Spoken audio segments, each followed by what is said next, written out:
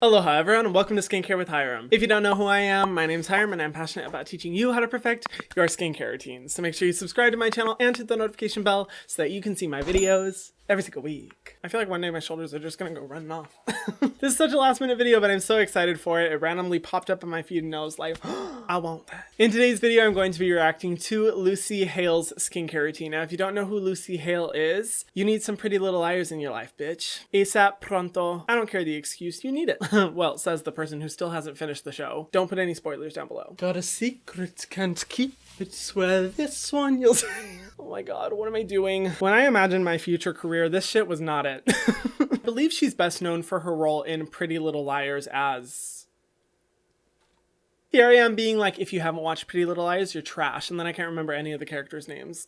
I'm just not a name person. Aria, yes. Pretty Little Liars is a good fun show that I personally like because I can multitask while I watch it. Like, it's one of those storylines that definitely leads you along, but it's not one of those like Game of Thrones, for example, where you have to be focused on every single second, otherwise you're gonna miss some huge underlying plot. It's a fun show, and Aria was always one of my favorite characters, and I just think she's beautiful. I mean, they all are. But yeah, she recently uploaded a video in partnership with Vogue?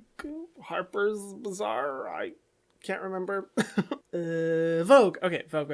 But considering that Lucy Hale is someone that I like and also someone that I know, as opposed to most of my reaction videos that you guys request where I'm just like, who the hell is that? And being that she has gorgeous skin, I just can't wait to see what she uses. If you don't know me, I am a skincare specialist. That is, you know what? I'm gonna switch it up this time. I'm getting kind of bored with the same disclaimer. Let's switch it up. I've worked in the industry for years as a specialist. I am not, however, a licensed esthetician or a dermatologist, and I never ever say that I am because that would be dishonest. If you are having any struggles with your skin, please go see the person that you usually go to for skincare advice, your esthetician, your dermatologist, or Lord of the Underworld if you sold your soul to get perfect skin. Who knows? These reaction videos are just for fun and information's sake. It's called Lucy Hale's 25-Step Guide to Everyday Makeup, and I saw in one of your guys' comments that she does her skincare routine at the beginning, which thank God, because I don't want to be here for 25 steps. I'm sorry, I'm lazy. These reaction videos already take enough time to edit. Hey guys, it's Lucy Hale, and today I'm going to give you an in-depth so fresh and clean skincare routine and everyday makeup look. At the end, I'm going to zhuzh my hair a little bit. It's gonna be a lot of fun. So I put my hair in a tight pony. Ooh, she has arms. Little hair clips that don't leave creases. I'm obsessed with skincare. I'm obsessed with having clean skin. Hey, me too, sister. I like to use a vitamin C wash. Oh, okay. And I usually like milk cleansers or oil cleansers because it doesn't strip my skin of all the oils that I need. Nice, at least she's aware of that. I'm glad. And then you just, you know how to wash your face.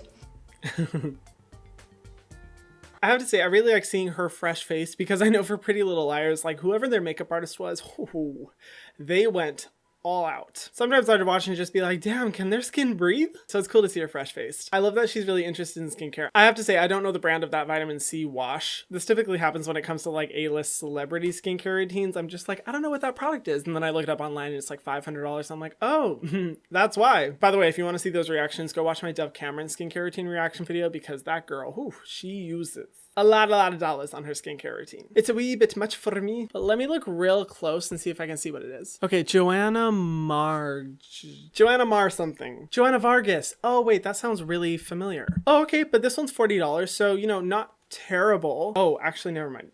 That's actually pretty expensive because it's 1.7 fluid ounces. Woohoo! She's a pricey cleanser. To give you a reference, my favorite skincare product, the Youth People Cleanser, a lot of you guys are like, it's really expensive. It's $36, but you get 8 fluid ounces. So 1.7 fluid ounces for $40. It's a little much, you know, but it all depends on the ingredients for me. Okay, so it has gentle surfactants. It's not going to overly strip the face, which is good. It has some witch hazel, but I'm okay with that in a cleanser. Ooh, it has a lot of citrus oils. 3 citrus oils in total, which is not cute. Oh, okay. I know what this cleanser is doing. I hate it when products do this. So it says it's a vitamin C face wash, which initially I was going to say, I don't think there's a problem with vitamin C face wash. Vitamin C is one of those ingredients that I'm kind of like on the fence about. It really does depend on the formula, but the benefit of it being in a face wash is if the ingredient does go bad quickly, it's not going to really overly sensitize your skin because you are washing it off so quickly.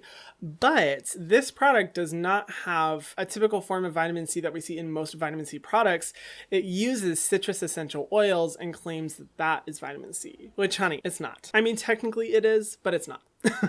Let me explain. Fragrant essential oils can be very irritating to the face and really solely added for the fragrance. And citrus essential oils are usually added to products because they do have a mild exfoliation ability. But the problem with them is that they can cause a lot of sensitivity and actually when exposed to sunlight can be phototoxic to the skin. I hate using the word toxic because it always gets blown out of proportion, but yes, it can really damage your skin when exposed to sunlight. Now, because it's in a face wash, it's okay, but I don't like that they're saying it has vitamin C and it actually just has fragrant citrus essential oils. You know, I'm just like, come on, you can do better. But you know, I'm not going to be too mad at it. It is a wash off treatment. It's not going to stay on your skin long. And it does have gluconolactone, which is actually a PHA, which will gently exfoliate the face without sensitizing it. So I love to see that. Overall, you know, I think it's okay, but definitely way too expensive for the benefits you're getting. If you are someone who wants to take advantage of the PHA that's in this product, I recommend the Inkey List PHA toner. This one's bomb. PHAs work very similar to alpha hydroxy acids, which are going to dissolve the dead skin cells off the surface of your face. But sometimes AHAs can be irritating and PHAs are much more gentle on the skin. Whew, that was a tangent. Wow, Hiram, that only took 20 fucking minutes. Alrighty.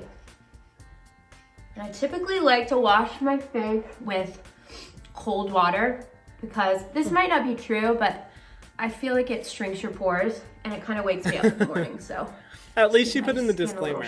Just FYI, in case you didn't know, cold water doesn't shrink your pores. It does make the skin feel awake, refreshed, and kind of gives the appearance that your pores are smaller, but in reality, nothing can really change the size of your pores beyond genetics and your environment and different factors like that you can't control. So I'm glad she was transparent about that. Okay, so next, I love exfoliating. So I get oh my gosh, I love her little dog in the corner. I just noticed that she has a little puppy in the corner. It's so cute. I mean, so cute. I don't know why my voice went so high. So next, I love exfoliating. So I get like a quarter size. Oh, whoa. Quarter. That is a lot. Wow, girl, that's a lot. You just kind of massage for a minute or two. Ooh, okay.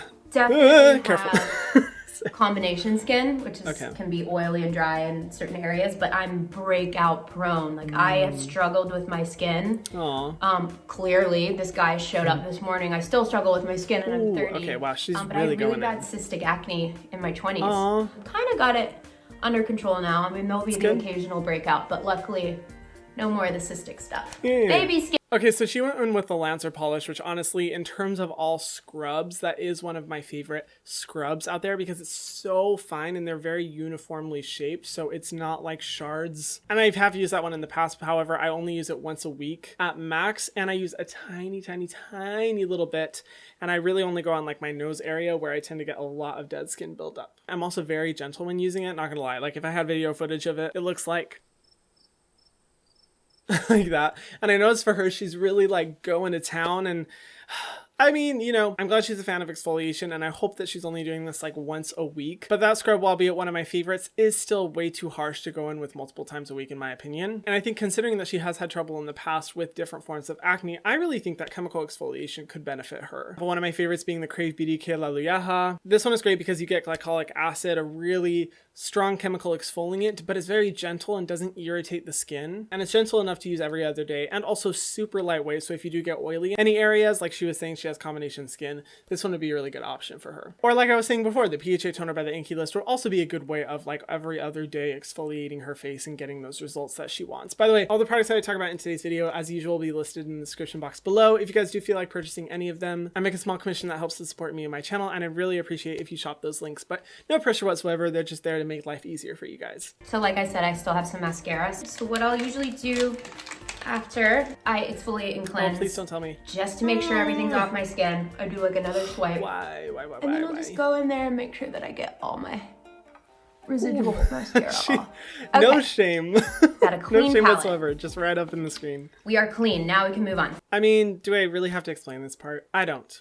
You guys should know by now why I'm not a fan of makeup wipes, and definitely not in the middle of a skincare routine after you cleanse. I'll touch on that. A makeup wipe has surfactant and cleansing agents that when left on the skin can overly strip it if not washed off, which is why if you are going to use a makeup wipe, if you insist on it, if I can't change your mind, I at least recommend going in with a cleanser afterwards to make sure you get all of those cleansing agents off of your skin. So I'm not a fan of her using it at that point in the skincare routine. A much better way she could have done it is just by doing a double cleanse system, using a cleansing balm that can work well to really get all the dirt and excess oil out of your skin, but it'll also break up makeup on your lashes. And then you can go in with a cleanser afterwards. One that I've used that I like is the Burt's Bees cleansing balm. This one's great. It'll help to do that at a really cheap price point. Doing that will be mucho perfecto. That's not grammatically correct.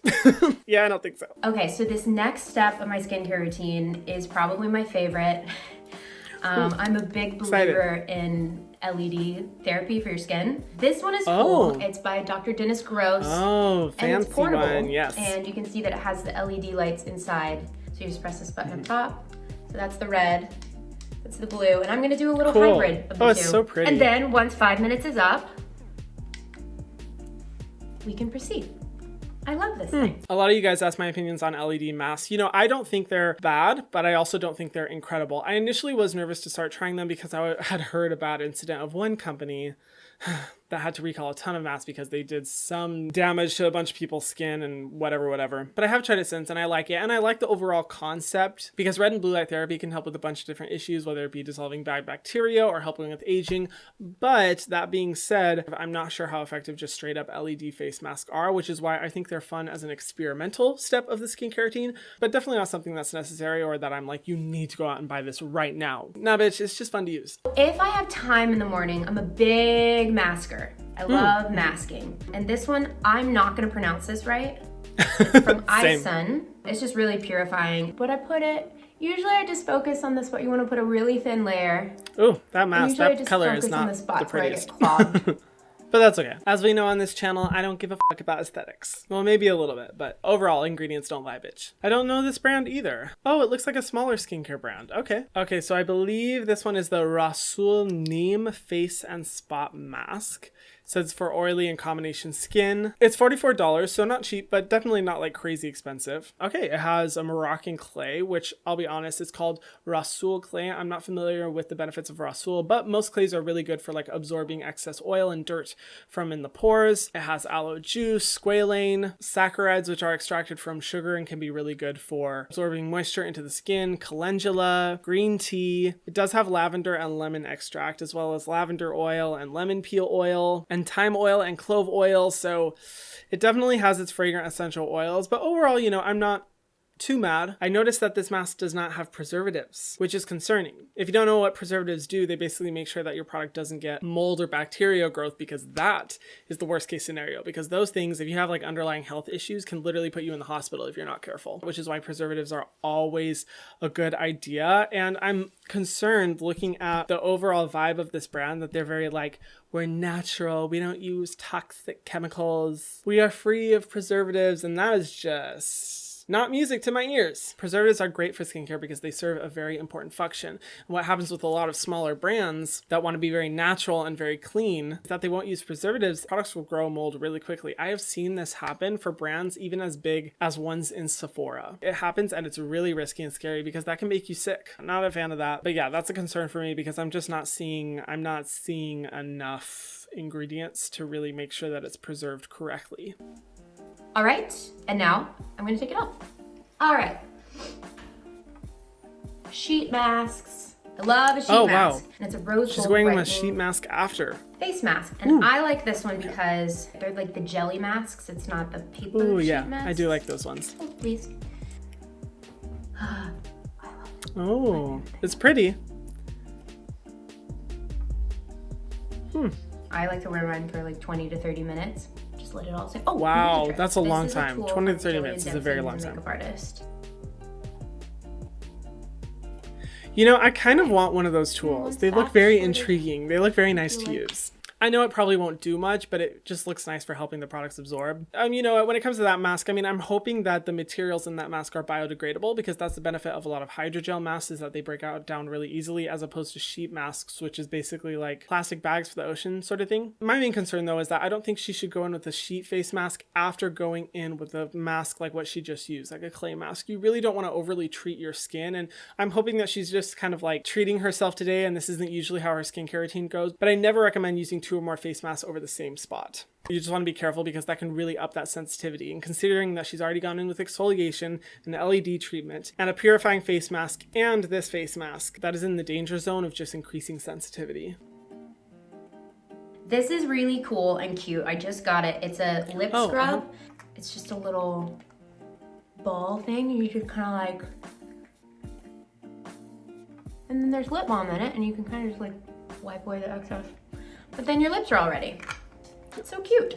That is the Ole Henriksen Apple Lip Scrub, I believe. I mean, I really like the concept because it's in a stick, so it's a lot less mess free. But at the same time, when you put it on your lips, you're kind of introducing bacteria into the formula every single time you expose your lips to it, which isn't really that sanitary. And considering that most lip balms are mostly sugar, it's a really good environment for bacteria to just kind of thrive. It's not my favorite. I still would recommend like a jar that you use a scooper out of, but you know, it is a lip scrub and lip scrubs can be effective every once in a while. I'm not mad at it. Gotta have fresh, bright eyes.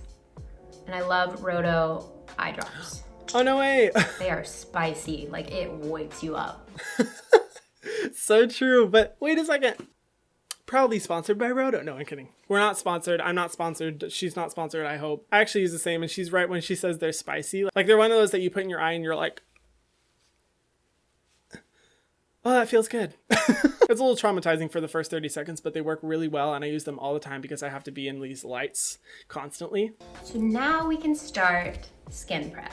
This is one of my favorite cult products, SkinCeuticals, and I just put like 1 to 2, maybe I'll do 3 drops. Pretty oily. Kind of massage it in. Okay, interesting. So she goes in with both a vitamin C face wash and, well, vitamin C face wash and a vitamin C treatment serum. Now that product, SkinCeuticals, amazing product, very expensive, but very, very good, really effective at, you know, brightening the skin, brightening dark spots, hyperpigmentation, all that jazz. But like I said before, she's upping her treatments, and after all that she's already done, I'm nervous about that. You know my feelings on vitamin C. It's pretty unstable. So you just want to be careful, but that is a good product. This is a new product that I found. It's a growth factor stem cell serum. It's pretty thin consistency, so you don't need a lot. Interesting. And it has peppermint in it. And I was told that you can even put some on your eyebrows because it makes your eyebrows grow. All right. I mean, okay, with the growth factor, I guess. I thought she meant the peppermint was going to make her eyebrows grow, and I'm like, girl, what? Growth factor, that is an interesting topic. Let me know if you guys do want like a video or me to talk about it in more videos, because it's a very interesting concept, and I will admit, I don't feel like 100% ready to talk about it because there is a lot of premature research out there. There's more data that needs to be collected, and a lot of brands tend to charge a really, really, really high price point for growth factor, but essentially what they supposedly do is encourage skin cell regeneration, which really helps to repair any damage in the skin, and just to help the skin with its regenerating cycle. But you know, I'm still doing my research. I'm still kind of learning about it. I don't like talking about things on my channel until I really have figured out my opinion after doing a lot of reading, and I still need to read more about that. But obviously it has peppermint. I'm not a fan of peppermint because it is a fragrant essential oil. Yes, it has skincare benefits, but it's more likely to be irritating than anything else, and in combination with all the other products that she's using, which also have fragrance, it's just I don't know. Sensitivity.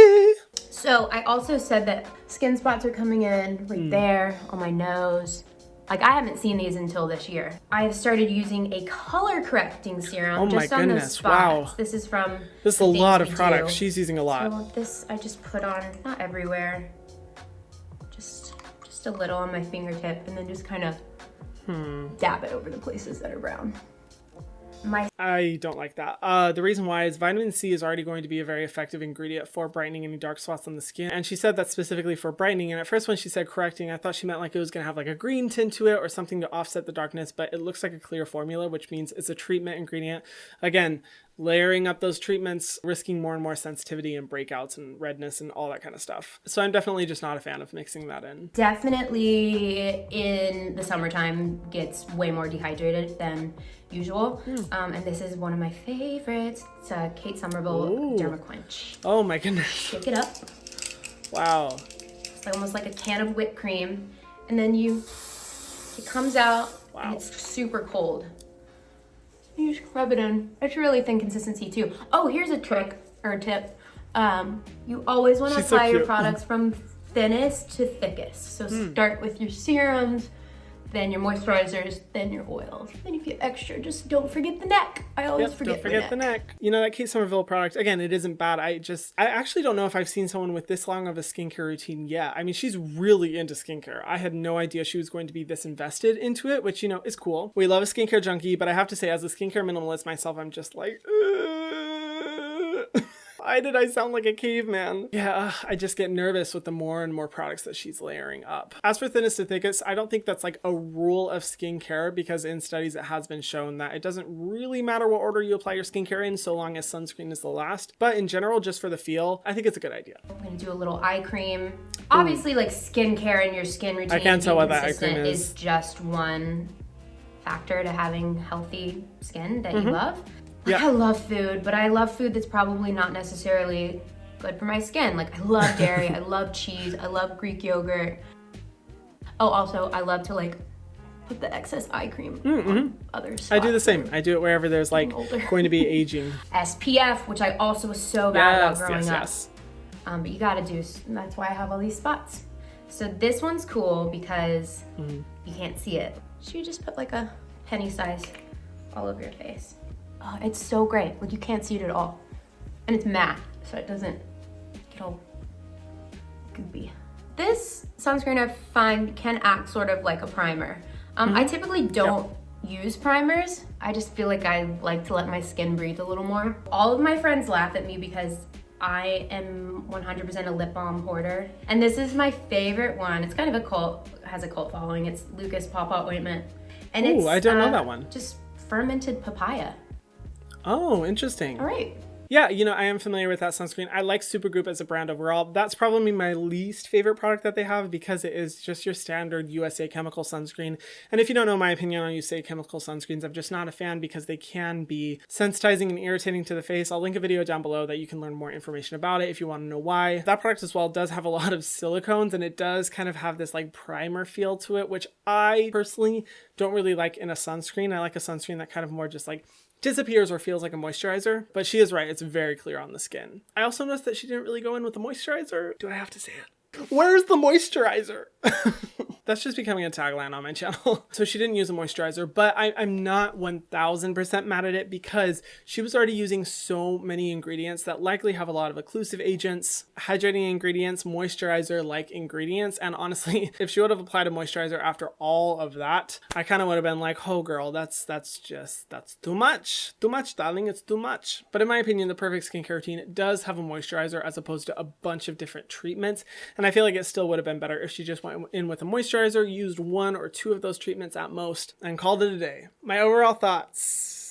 I'm just gonna be honest, guys. I'm not in love with this routine. It kind of goes against my entire philosophy of skincare. Like, don't get me wrong. I am a skincare junkie. I love products, but I also believe in skincare minimalism. And I think it's important to not introduce too many products to your skin at once in order to make sure that it can really help itself and that it's not creating more problems than solving them. With every skincare product, you have a good 30 to 60 ingredients. And when you're using a skincare routine that has 12 steps per se, that is so many different components introduced to your skin. And everyone's skin has a sensitivity to something. And just because you don't have a sensitivity now doesn't mean you can't develop a sensitivity later. And the more and more and more that we introduce to our skin every day, the more we are risking that. So her skincare routine definitely goes against my minimalistic approach. As for products, you know, a lot of them weren't terrible. I didn't see any of them be like, oh my gosh, that is like an awful product. Honestly, I thought most of the products were pretty good. I really like the SkinCeuticals one, for example. The mask wasn't too bad. I think the LED mask is pretty cool. But I love her passion. I love how interested she is in skincare. I could definitely relate to that, and I love how her passion for skincare really shows in the video. So I have to say, overall, it's okay. It's just okay. I hope in the future Lucy can learn the power of minimalism, because if she did that, I'd be like, oh girl, you are on the right track. That's my only adjustment. But what do you guys think of the skincare routine? Let me know down below. This was a long one. I have to say, I'm a little winded. I'm like, whew, the end of the routine, I was getting a little tired. But it was fun to watch, and I want to hear your guys' opinions down below. Let me know who I should react to next. And if you haven't already, be sure to subscribe to my channel and hit the notification bell so that you can see my videos every single week. And I'll see you guys in the next one. Mwah.